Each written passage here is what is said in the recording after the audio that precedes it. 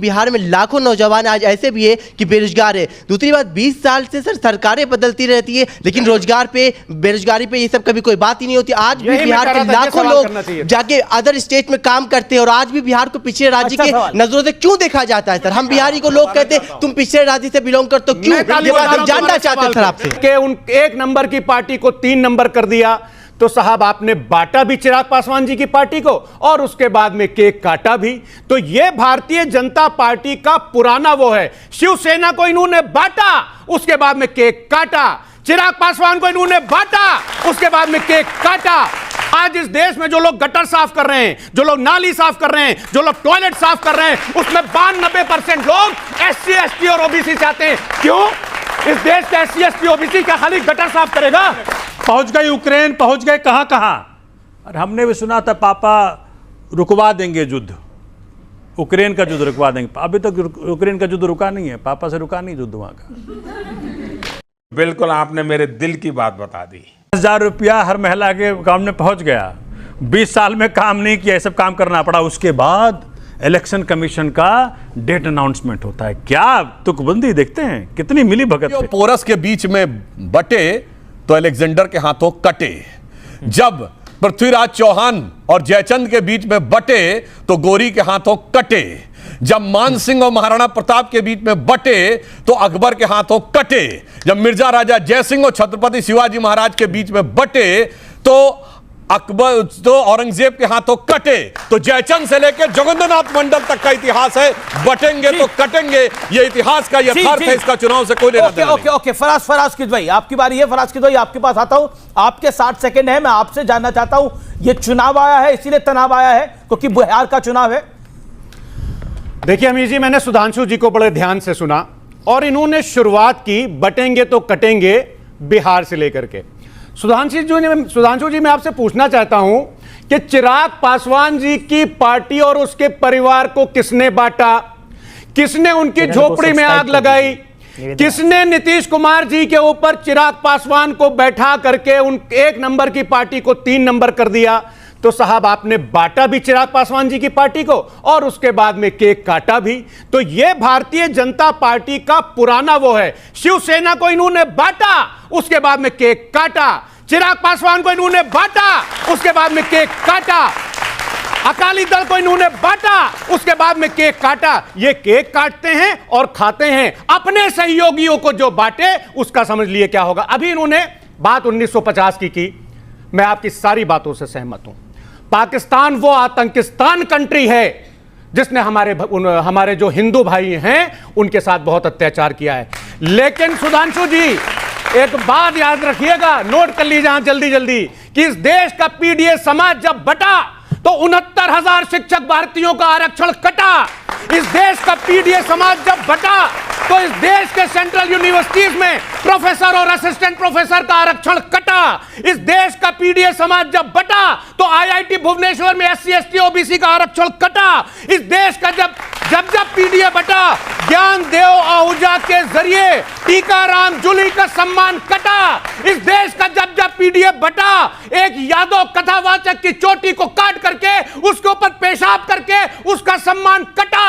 तो आप तो 1950 की बात कर रहे हैं सुधांशु जी, ये डिबेट खत्म हो जाएगी, लेकिन इस देश के SC ST और OBC का जो सम्मान आपने काटा है उसका जवाब आप नहीं दे पाएंगे। बिल्कुल जवाब देता हूं। उन्होंने बड़ी अच्छी बात कही, मैं जवाब देता हूं। भाई साहब, पहली बात तो जो आपने कहा पासवान जी की पार्टी में या किसी भी पार्टी में आपने कहा शिवसेना, तो इसका गृह मंत्री जी उत्तर दे चुके हैं। शिवसेना पुत्र मोह में टूटी, एनसीपी पुत्री मोह में टूटी, और जो कुछ वहां हुआ वो भी चचा भतीजा के बीच में हुआ। आप क्या भी चचा भतीजा के बीच में हुआ, वहां भी भतीजा भारी पड़ गया, यहां भी भतीजा भारी पड़ गया। इसमें ऐसी कौन सी? चिराग पासवान की बात कर रहा हूं, वो परिवार के अंदरूनी महत्वाकांक्षा थी। जैसे आप क्या थी, आप क्या भी तो चचा थे ना, जब वो सुपर सीएम माने जाते थे। अब मैं दूसरी बात बता रहा हूं। इन्होंने ये बात कही तो इनके यहां साथ में आने के बाद भी, गठबंधन में आने के बाद भी सहयोगियों के साथ क्या होता है? MIM के 5 विधायक इनको समर्थन दे रहे थे बिहार में, तो इन्होंने क्या किया? 4 मुसलमान को तोड़ के मजलिस लूट ली। राजस्थान में मायावती जी के 7 विधायक कांग्रेस को समर्थन दे रहे थे, ये 6 हाथी निकल गए।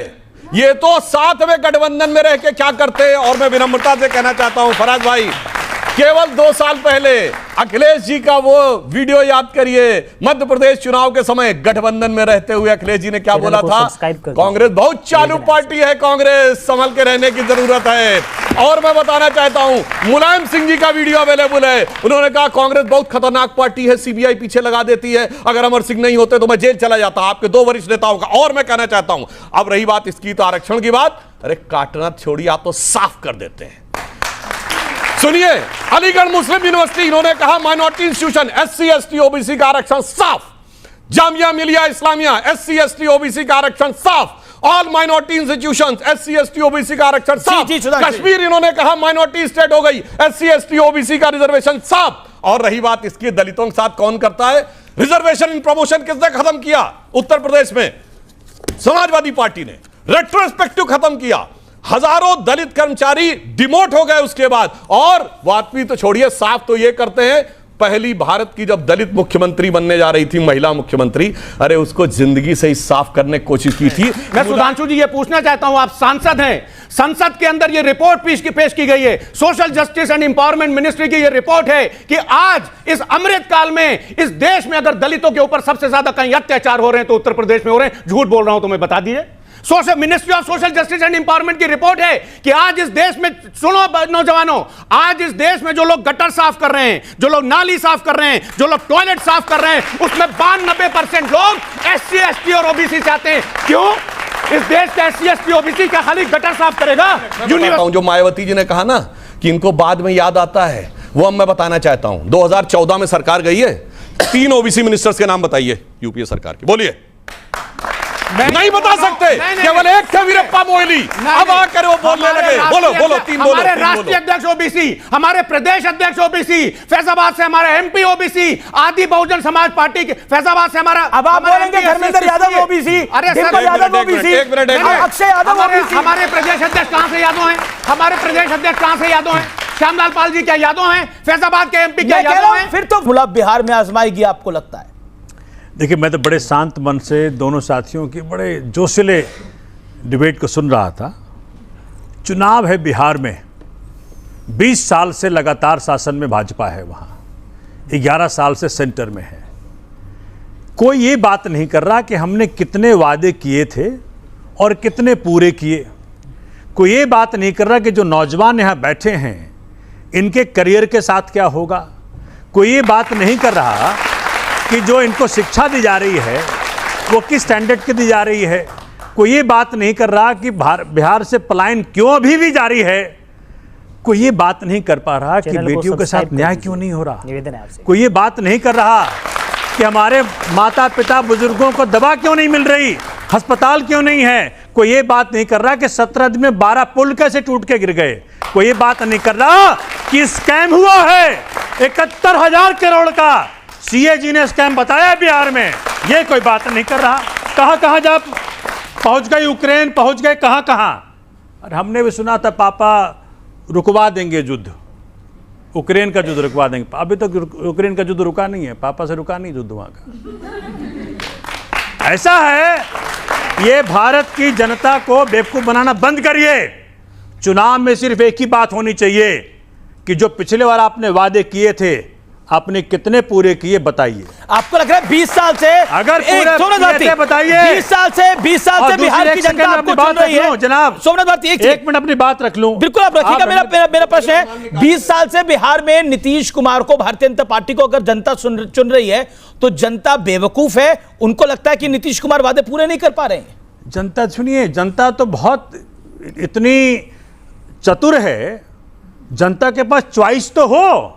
एक तरफ कुआं एक तरफ खाई, तो क्या करे। एक सेकंड, बड़ा कुआं कौन है और खाई कौन है? अरे सुनिए कुआं कौन है? हम बता रहे हैं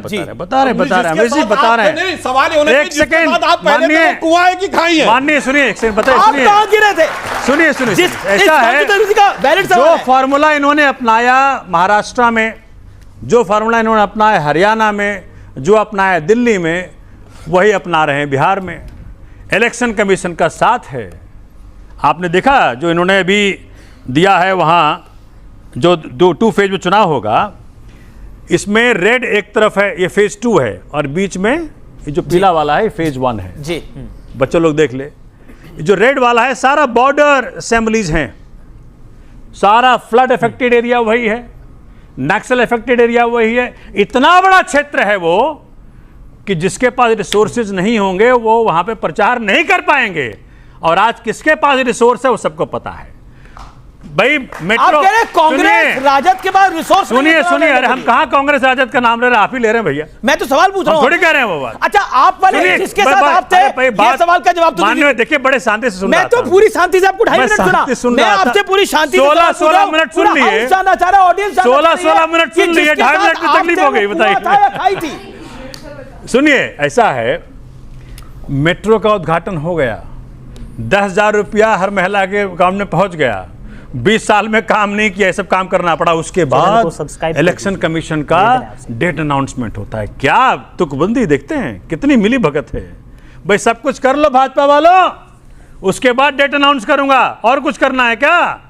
इसलिए मैं कहता हूं देश का हर इंस्टीट्यूशन जो को बर्बाद जो करने वाला पार्टी है भाजपा, आज उनको जवाब देना चाहिए। सुधांशु जी बड़े विद्वान व्यक्ति हैं कि भैया तो जवाब पूछे। बिहार में लाखों नौजवान आज ऐसे भी है कि बेरोजगार है। दूसरी बात, 20 साल से सर सरकारें बदलती रहती है, लेकिन रोजगार पे बेरोजगारी पे ये सब कभी कोई बात ही नहीं होती। आज भी बिहार के लाखों लोग जाके अदर स्टेट में काम करते हैं, और आज भी बिहार को पिछड़े राज्य के नजरों से क्यों देखा जाता है? सर हम बिहारी को लोग कहते हैं तुम पिछड़े राज्य से बिलोंग करते हो, क्यों? ये बात हम जानना चाहते हैं सर आपसे।